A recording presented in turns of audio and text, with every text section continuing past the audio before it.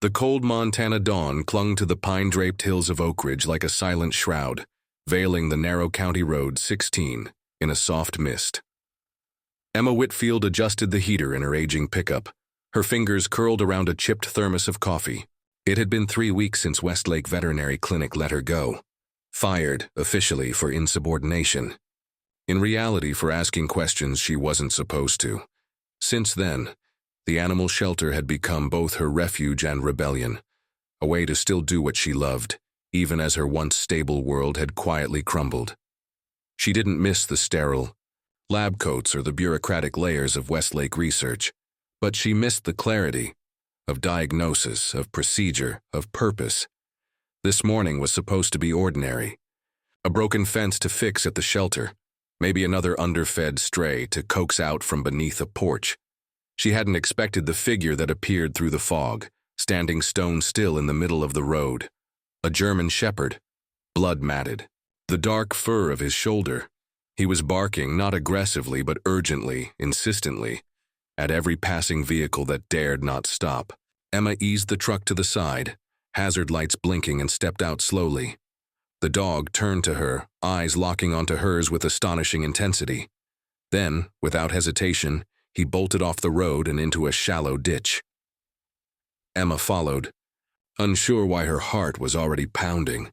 She saw her next breath freeze in the air as she spotted the second shepherd, this one lying motionless in the frost-bitten grass. Golden-brown fur soaked through with blood.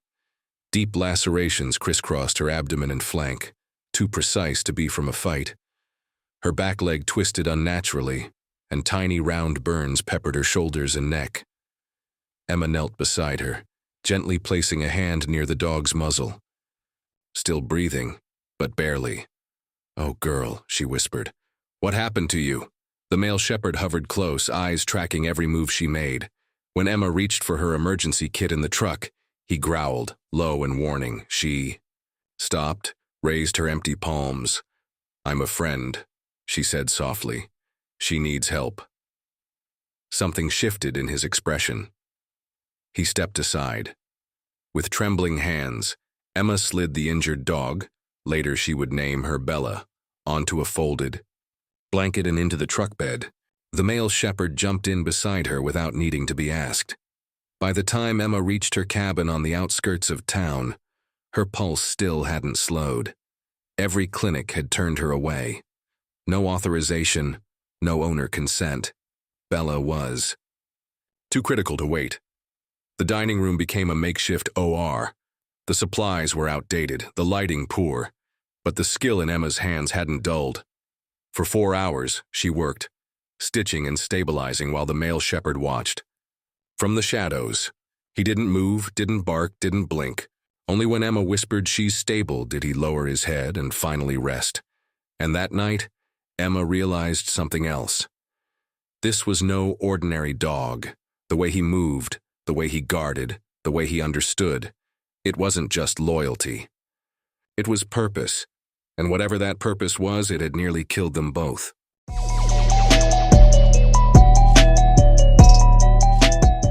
Three days had passed since Emma had found them, since the desperate cries of a bleeding dog had pulled her off a quiet Montana road and into something far bigger than she could yet understand. In those 3 days, she'd slept only in fragments, eaten in gulps, and operated as if pulled forward by some invisible thread that insisted she keep going. Bella lay in her spare bedroom, now transformed into a makeshift recovery ward. Her flank was shaved and stitched, IV tubes trailing from her paw to a hooked stand. The infection hadn't set in yet, but Emma knew how thin the line was, between life and loss, between surviving and becoming another sad story no one would tell. The male shepherd, whom she had started calling Hunter, rarely left her side. He watched her work with unwavering focus. When Bella whimpered, he was there, nudging her gently with his nose. He refused to eat unless Emma fed Bella first, even though Bella, still groggy and half-conscious, barely responded. There was something reverent, almost sacred, in the way he regarded her. It was loyalty, but it was more than that. It was almost strategy. And that was when Emma began to worry in a new way. Not just about Bella's recovery, but about who these dogs were and where they had come from. It wasn't the first time she'd seen injuries like this, not exactly. But the precision of the cuts on Bella's body, the electrode burns near her shoulders, the surgical scar along Hunter's spine. They weren't the result of a car accident or even abuse. They were clinical, designed. She found the first clue while changing Bella's bandage on the third morning. As her fingers pressed along the ridge of the dog's shoulder blade, she felt something odd beneath the skin. Not scar tissue, not a growth. Metal. With a scanner borrowed from a local rescue group, Emma confirmed it. A microchip, but not the kind implanted in house pets. This chip was deeper and larger. When the scanner finally read the signal, the display blinked a message that sent her stomach into freefall. Property of Westlake Research Laboratories. Project K9, Subject W7B. Unauthorized access prohibited. For a long time, she didn't move. The sound of Bella's shallow breathing was the only thing grounding her to the room. Westlake Research, her adoptive father's company. The same company that had employed her, fired her, and, if this chip was real, had experimented on these dogs. Emma sat back on her heels, the medical gloves still on her hands, trembling. Her mind raced back to her last month at Westlake Clinic. The missing medications, the restricted labs. The way her questions had been deflected with forced smiles and veiled warnings. She hadn't wanted to believe it then. Now she didn't have a choice. Jason Miller, a former Army medic and local animal rescuer, arrived later that morning with donated supplies. His weathered pickup growled up her driveway like it knew the weight it carried. When Emma showed him the chip, he didn't ask dumb questions or offer empty disbelief. He just stared at it for a long while and said, "I've seen this before," he explained. The previous summer he'd found a similar dog. Another German shepherd collapsed near Miller Creek. Same build, same surgical scars, same uncanny behavior. Alert, trained, but exhausted. That one hadn't survived. "A tumor," he said. "The size of a baseball." "I tried to report it," Jason told her, his voice flat. "Sheriff said without proof of ownership there was nothing to investigate. Few weeks later, someone broke into my place. Didn't take money, just my photos, camera, and hard drive." Emma felt a chill despite the warm spring breeze floating through the window. Jason pulled out his phone, scrolled through his gallery, and held it out. The screen showed the inner thigh of a black German shepherd, tattooed into the shaved skin, clear as day, WR39. She didn't need to look at Hunter to know what she'd find, but she did anyway.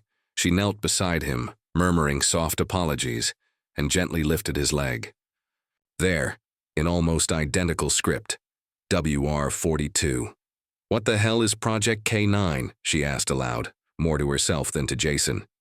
He shrugged, but his eyes were dark with knowing. "They picked the breed on purpose," he said quietly.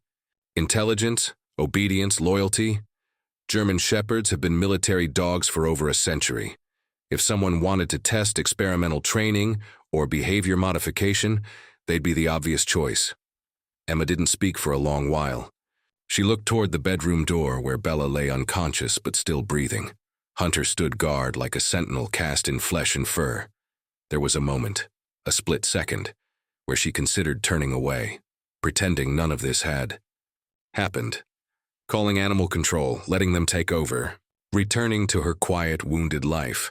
But then Bella shifted. Not dramatically, just a flicker of muscle, a sigh of pain, a tremble of breath. Hunter stepped forward instantly, brushing his muzzle against hers. And Emma knew. She couldn't turn. Away.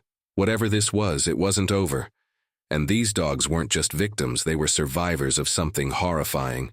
And maybe, just maybe, proof of something far worse than anyone in Oak Ridge had ever imagined.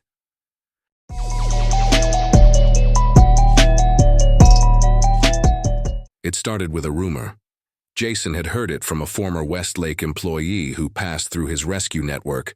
Whispers of an old testing facility, abandoned but never fully emptied. According to them, it had once housed experimental canine. trials before being shut down. The official story was that all operations had been moved to the main campus, but locals said the building still stood, shrouded by a dense patch of ponderosa pines, 3 miles past the edge of town.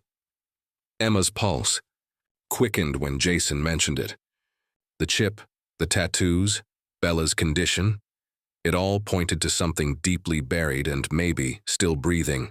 Hunter insisted on coming. There was no better word for it. When Emma tried to leave him behind, he planted himself at the cabin door, unmoving, a silent sentinel refusing to be left out.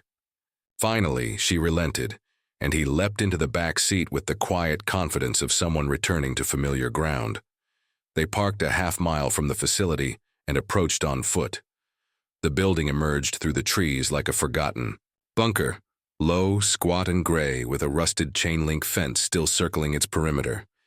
The padlock on the side entrance had long since been broken. The air changed as they stepped inside. Mildew, metal, the faint tang of ammonia. Their flashlights sliced through a thick, dusty darkness, revealing peeling paint, overturned equipment, and rows of bolted counters. Most of the lab gear had been removed, but what remained was enough to stir dread. Restraints on examination tables, medical waste bins, a cracked whiteboard still bearing half-erased notes. Jason led them toward what had once been the administrative wing. The records room, he guessed, would be there.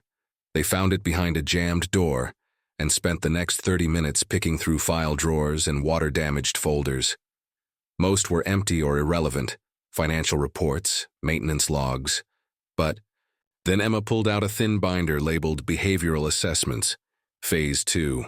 Her hands trembled as she flipped through the pages. Each entry described a dog, identified by WR number, with notes about pain thresholds, loyalty patterns, and task retention under stress. The language was cold, clinical. Hunter's number appeared halfway through. R42. Maintains objective performance under elevated pain stimulus. Demonstrates protective instinct toward WR7B. Recommend pairing for enhanced behavioral response testing. Emma's throat tightened. Bella. WR7B. They weren't just subjects. They were being tested together, studied for how one would respond to the other's suffering.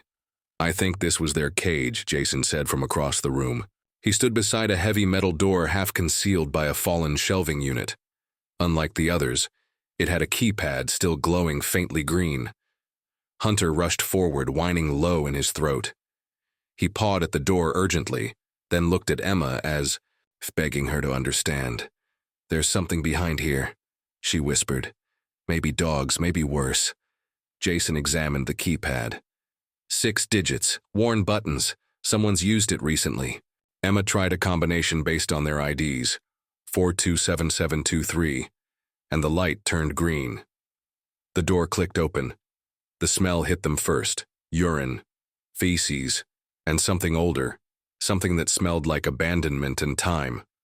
Rows of kennels lined the walls, most occupied by German shepherds in varying states of neglect. Some barked weakly, others didn't move. All bore signs of experimentation, shaved patches, scars, embedded ports beneath their fur. 12 in total. An automated system dispensed food and water, but just barely. One shepherd, emaciated and motionless, had clearly fallen through the cracks. Hunter rushed to his side and licked his face gently. He knew he was here, Jason said, awed. Emma's eyes filled with tears. They were left to die. They couldn't save them all, not immediately, but they could start. Emma called Jason's rescue contacts. Over the next few hours, volunteers arrived with vans and crates. The least critical dogs were taken to safe houses. The worst cases, including the nearly starved dog Hunter had found, now named Shadow, came home with Emma. Her dining room became a triage center, Bella on one side, Shadow on the other. Hunter positioned himself between them like a guardian angel. It was that night, after treating a minor wound on one of the newcomers, that Emma noticed the second chip, another oversized microchip, embedded deeper than standard ID tags. She extracted it with care and scanned the device. Project K9. Subject WR34. Property of Westlake Research. Unauthorized access prohibited. Every dog bore one. Every dog had a tattoo. Every detail pointed to an intentional, well-funded operation. But why abandon them? That question gnawed at her as she cleaned blood from her hands and tried to sleep. The answers she knew were still waiting, back in the offices of Westlake Research.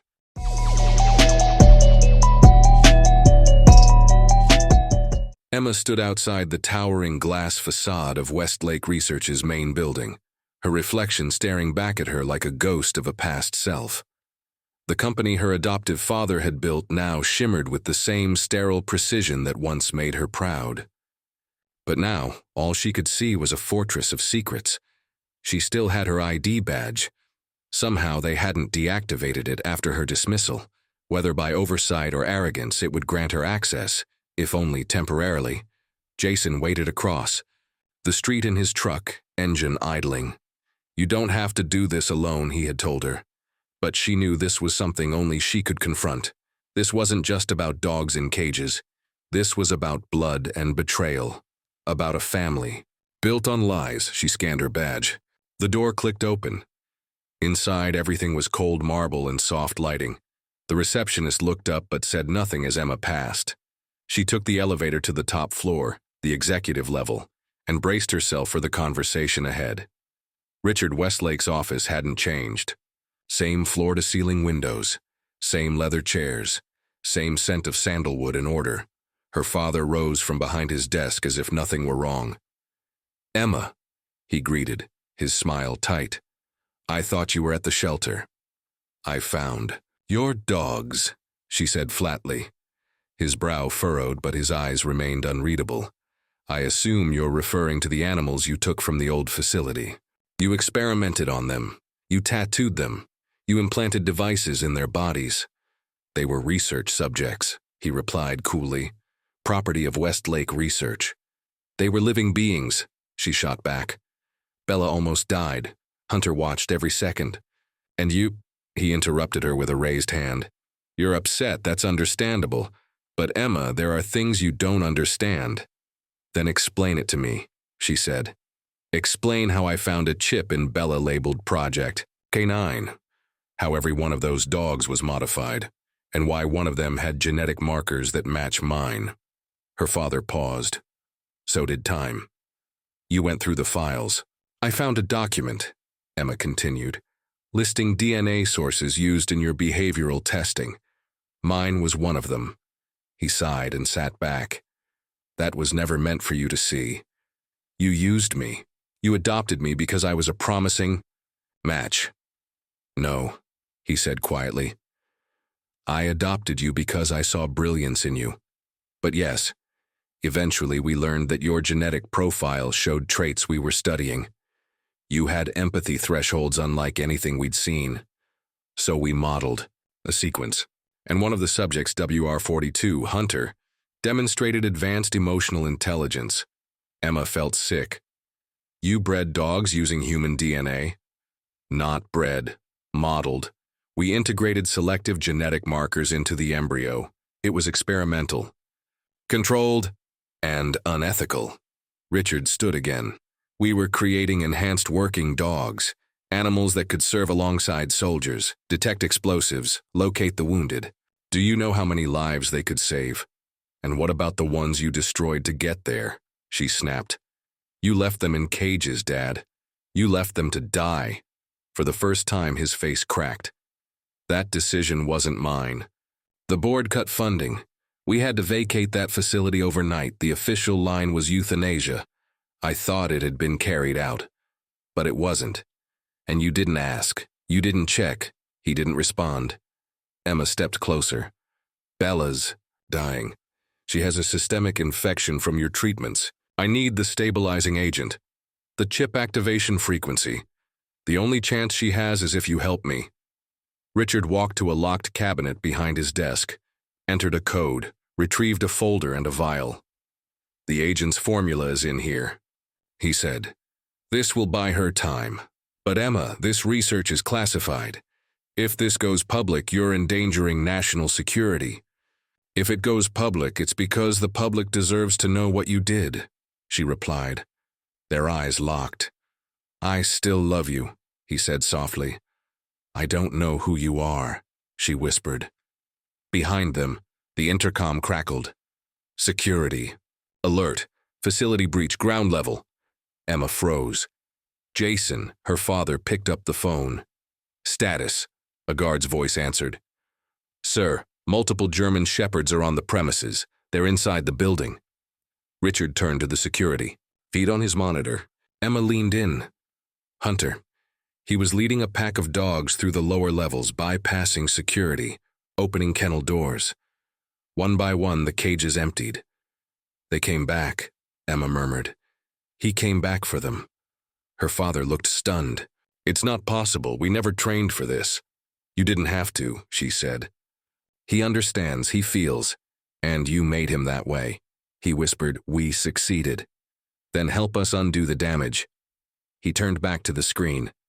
The frequency is 472.86 megahertz. Jamming it will stop the activation signal.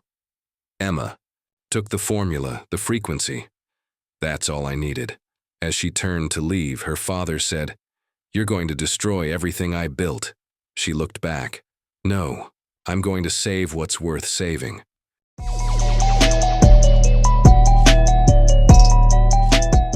The clock was ticking. Emma left the Westlake building with the stabilizing formula and the frequency scribbled onto a piece of corporate notepad paper. The security breach alarm still echoed behind her as she ran across the parking lot toward Jason's truck. He swung the door open before she reached it, already pulling away from the curb. What happened? He asked. They're back, Emma panted. The dogs, Hunter's leading them, inside the building. Jason didn't blink. He pressed harder on the accelerator. Then we've got even less time than we thought. Back at the cabin, Sarah had already begun coordinating a media release. Her laptop was open on the kitchen counter, and her phone buzzed nonstop. Multiple outlets were preparing to go live at 6 p.m. sharp. But now, with the dogs having stormed Westlake's research complex, everything might break early. Hunter knew exactly what he was doing, Sarah said when Emma told her. He waited for you to get what we needed. Then he made sure the cameras had something to see. Emma knelt beside Bella. The shepherd was breathing, but raggedly. Her temperature had spiked. Her gums were pale. Emma quickly prepped the injection from the stabilizing formula and inserted it into Bella's IV line. This will buy us 48 hours, she said quietly. Jason began loading the other rescued dogs into the van. They would head to Oak Ridge Animal Hospital under Sheriff Thompson's escort, now that the evidence was irrefutable and public. Sarah, meanwhile, had one more task: visit KC Radio on Miller Ridge and convince their engineer to help jam the microchip frequency. Ben owes me a favor, she said. He might not like dogs, but he hates corporate cover-ups even more. Hunter, now back from the facility, paced near the door. He had gathered 3 more dogs from the surrounding woods, stragglers from the original escape. They had collapsed near the tree line, and Hunter had led them to the cabin one by one. Emma looked into his amber eyes. We can't find them all before the chips activate, she murmured. Jason appeared behind her. But maybe we don't have to. If the signal gets blocked, Sarah waved her phone. Ben just agreed, but we need the exact frequency. Emma handed it over. 472.86 megahertz. Tell him to start jamming it now. Sarah was already heading for her car. Jason turned to Emma. And you? I'm going back to the main facility. There's more documentation there, something the press can't ignore. I'm betting with the media already surrounding them, they'll let me in rather than make a scene. Jason hesitated. You sure you're up for this? I have to be. Sheriff Thompson arrived at that moment, his cruiser kicking up dust along the gravel road. He stepped out, nodding at the dogs and the pact. We're taking them to the clinic. Dr. Patterson's agreed to help. He looked at Emma. And I'm coming with you. Emma blinked. To Westlake? Your father's trying to play both sides. If you're going in again, I'm not letting you do it alone. Emma nodded. Then let's go. They arrived at Westlake Research under the watchful eyes of at least a dozen reporters. Cameras pointed at the gates. Security guards flanked the main entrance but parted when Thompson flashed his badge. Inside, chaos reigned. Dogs barked from behind closed doors. Alarms flashed. Technicians darted between labs. A lead researcher tried to intercept them, but Thompson raised a hand. "Official investigation. Step aside." They moved quickly to the secured records room on the second floor. Emma's old credentials still worked. Files, photographs, even internal memos, she grabbed everything. The most damning was a PowerPoint presentation marked DoD Application Phase 2, which detailed canine response rates under induced duress. There were charts measuring emotional dependency, slides showing Bella and Hunter's synchronized behavior in the face of simulated trauma. The phrase empathetic transference appeared more than once. As they were leaving, a technician spotted them and shouted. A guard reached for his radio, but then Hunter appeared. No one saw how he got in, but there he was, standing at the corridor's far end with 5 other shepherds. They stared down the hallway, silent and still. No barking, no lunging, just a line of dogs standing like soldiers. The guard froze. Emma turned to the security camera mounted above the door. "You want a headline? Here it is. These dogs are not property, they're survivors, and they remember." The camera light blinked red. Someone was watching. She and Thompson walked out without resistance. Hunter and the others melted into the shadows. 6:03 p.m. The first news broadcast hit. Secret canine experiments exposed at Montana Research Lab. Footage of Hunter leading the escape, files leaked by Sarah, and whistleblower statements made national headlines within an hour. Westlake Research denied everything, then clarified, then went silent. But the damage was done. The next morning, Emma returned to the clinic. Bella was awake, weak but responsive. She nudged Emma's hand with her nose. Hunter curled up beside her, his body pressed close, as if refusing to let her go again. For the first time in weeks, Emma allowed herself to breathe.